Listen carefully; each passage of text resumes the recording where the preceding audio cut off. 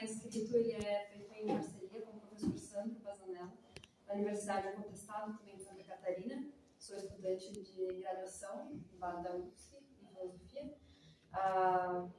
O nosso tema, né, seria na mesa de ontem, crise da filosofia, mas a gente vai trabalhar um pouquinho com o pensamento do Agamben, que é um filósofo jurista italiano, mas devo dizer também que é possível fazer intersecções entre o pensamento de Agamben e Nietzsche, inclusive a tese do Sandro, inclusive, faz essa ligação, utilizando tanto Nietzsche quanto Agamben para propor um novo modo de análise, talvez, da vida como uma forma de vida em contraposição à mera gestão biopolítica da vida, né, na modernidade, na contemporaneidade. Mas, enfim, então eu vou me ater aqui ao nosso debate de ontem. Então, às vezes, eu justifico também a ausência do Sandro, que não está presente, porque está se dirigindo ao Ceará para participar de um outro evento, então estou aqui representando ambos. Então, as reflexões que nós buscamos aqui apresentar e o debate que propomos agora dizem respeito à natureza do fazer filosófico. Então, nós partimos das reflexões do filósofo jurista George Agamben para questionar se, em que medida nós, filósofos, podemos filosofar no presente sobre os fatos que são também presentes, né? Qual deve ser a atitude filosófica diante do contemporâneo, daquilo que nos chega na forma de notícia, das atualizações, e que ocorrem com tanta rapidez quanto exigem de nós uma reação, né, de forma quase instantânea. Então, a essa proposta agambeniana de se fazer contemporâneo, a gente adiciona lá no final aquela noção hegeliana conhecida, né, que aponta para a filosofia como um instrumento de reflexão também dos tempos que já foram. Então, antes de apresentar propriamente essas reflexões, é necessário compreender a importância de se pensar filosoficamente sobre o trabalho do filósofo. E aí as nossas reflexões partem da constatação justamente dessa rapidez, dessa imediatez, dessa imediatidade exigida, né, de nós, introduzida em todos os campos da nossa vida, né? Então, sobretudo, né, nas últimas décadas, redes sociais e tudo mais. Então, essa reação que é exigida de nós. E aí o conhecimento, né, dos fenômenos que ocorrem não implica necessariamente a capacidade de interpretação, né, do que está por trás desses fenômenos. E aí que são diuturnamente convocados, né, os jornais, as entrevistas, os especialistas das mais diversas áreas, então os epidemiologistas, os economistas, cientistas sociais, psicólogos, médicos, né, para oferecer de fato explicações a esses fenômenos, né, que se apresentam então muitas vezes aligerados, o que complexifica, né, a possibilidade de entendimento. E aí nessa esfera também os filósofos, né, são chamados de opinião pública, e aí a partir das mais diversas demandas, né, às vezes para justificar ou para legitimar, né, alguns discursos por meio de uma argumentação fundamentada, às vezes para oferecer um diagnóstico, uma interpretação da realidade, que sempre também nos chega fragmentada, mas enfim, cumprindo essa função de explicitar talvez as nuances que perpassam a vida em sociedade a partir das bases teóricas, né, que a gente se afilia. Então, a questão que se apresenta é a seguinte, né, é filosofia isso que nós fazemos? Quando refletimos a partir da realidade recente, há espaço na filosofia para uma filosofia socialmente engajada com a compreensão do tempo presente? Ou estamos fadados a chegar sempre muito tarde e nos resta apenas a compreensão do tempo após ele se consolidar como um fato histórico? Então, essas perguntas não são facilmente respondidas, mas a gente quer trazê-las para um debate. Então, né? E em uma obra intitulada O que é o Contemporâneo? E outros ensaios, o Agamben faz essas considerações a respeito do que é ser contemporâneo, né? E aí, para ele, o contemporâneo não é aquele que se encontra imerso em seu tempo e o experiencia em sua totalidade, ou que se compreende unicamente como um sujeito de seu tempo, né? E aí a gente, enfim, uma figura de seu tempo. Não, né? Antes o contemporâneo é aquele que, observando o seu tempo, consegue também considerar o que é exterior a ele, se fazer extemporâneo, né? O que não é necessariamente presente, o que está em outros tempos e também por isso dialoga com o que é presente. E por se afastar do seu tempo pode também contemplá-lo. Então, se trata também, né, como naquela pintura do Cézanne, das árvores, que é bem citado pelo Merleau-Ponty, inclusive, se afastar, né, da floresta, das árvores para conseguir contemplar a floresta, né? Mas o contemporâneo também não aprende simplesmente uma totalidade. E aí o Agamben cita um poema intitulado Século, e aí a gente vai citar aqui 4 versos. Meu século, minha fera, quem poderá olhar-te dentro dos olhos e soldar com o seu sangue as vértebras de 2 séculos? Então, né, o tempo é também essa descontinuidade, esse conjunto de vértebras rompidas, quebradas, e percebidas rompidas justamente pelo contemporâneo, aquele que deve soldar com seu sangue, né, que a partir da sua própria experiência encontra aí o fio da meada, né, a linha que consegue conectar esses tempos históricos. E aí, se a gente compreende que o contemporâneo não é só o que nos ocorre de imediato, a gente compreende também a proposição agambeniana de que é contemporâneo quem enxerga não só aquilo que o tempo apresenta, mas sobretudo aquilo que permanece incompreendido. E aí ele traça uma analogia com a luz e a escuridão, né? Então, sabendo-se que a escuridão não é a mera ausência de luz, mas o produto da atividade celular, então captar as trevas que compõem o contemporâneo significa apanhar o que está implícito por trás das luzes que resplandecem, dos fenômenos mais imediatos, que apresentam uma série de complexidades que não nos estão dadas a priori. E são complexidades que não se apresentam também porque elas não conseguem chegar a nós. Elas são, e aí o Agamben faz de novo uma comparação com a luz que galáxias distantes da nossa emitem, né, porque de tão velozes elas vão estar no céu apenas em forma de escuridão e não de luz propriamente dita, né? Então, esses fenômenos que nós chamamos presentes podem não ser percebidos diante da multiplicidade de outros fenômenos que permanecem nesse sentido como uma potencialidade. E aí a tarefa do contemporâneo é resgatar essa luz que se traduz em escuridão, resgatar e perceber que existe uma potencialidade que pode vir a se realizar em forma de pensamento e que até agora não se realiza justamente porque não chegou suficientemente a nós, né, porque nós somos contemporâneos. E aí nessa fiusa também a relação do contemporâneo com o passado, né, não apenas cronologicamente, mas com o passado no sentido de origem. E é uma origem que para o Agamben continua operante também no que é contemporâneo, e porque ela não está limitada à cronologia, também ela se faz presente sempre que algo escapa à possibilidade de compreensão, à possibilidade de vivência. E por isso ela resta como uma origem, né, na medida em que é inalcançável.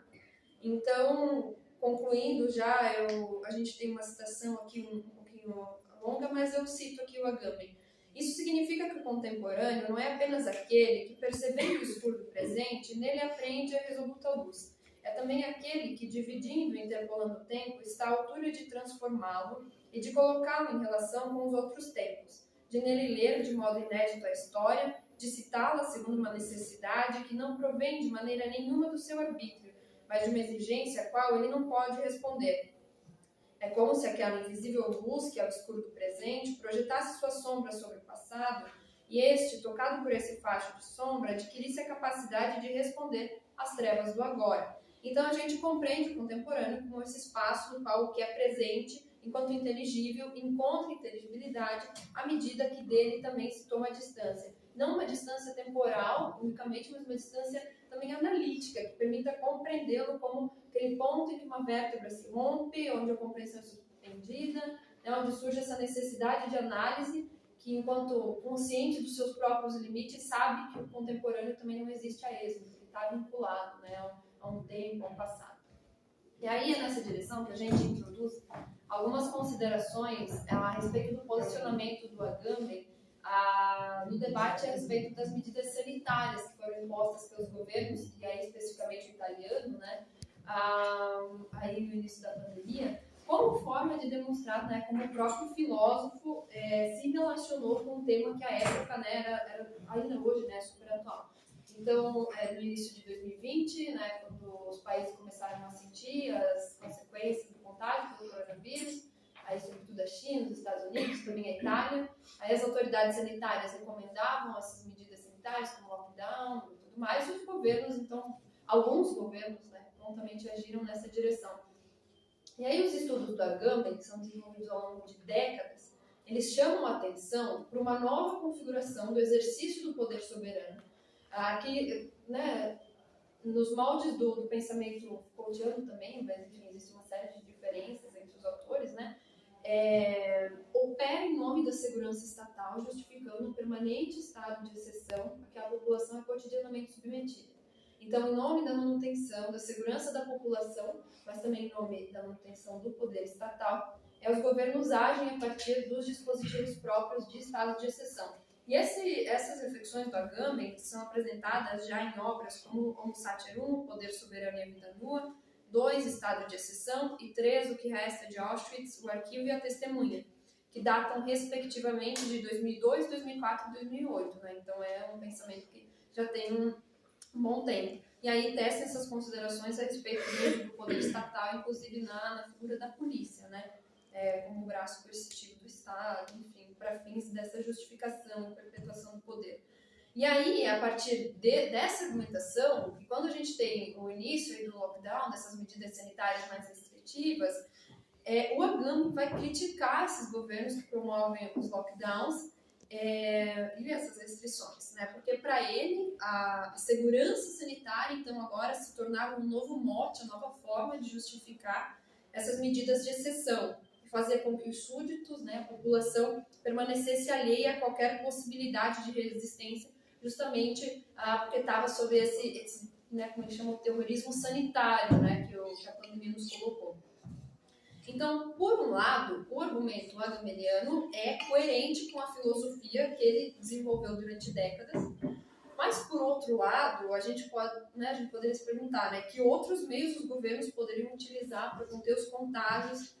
E se baseados, né, nas recomendações científicas e sanitárias, embora a gente saiba, né, que a ciência também não é feita com total neutralidade e tudo mais, né, mas se a partir disso os governos agem de modo a limitar o direito de ir e vir das suas populações, em que medida no contexto da pandemia isso não estava de fato justificado, né, pela necessidade de manutenção da vida da própria população.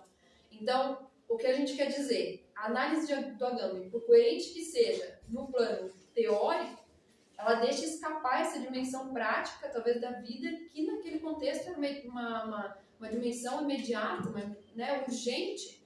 Então, também não se trata de considerar que o Agamben deliberadamente admitiu uma linha de argumentação que fosse ao encontro, né, das resistências, talvez de um pouco mais reacionário, mas de reconhecer que o próprio autor, na necessidade de emitir uma opinião, talvez não compreendesse que algo ainda não havia chego à compreensão.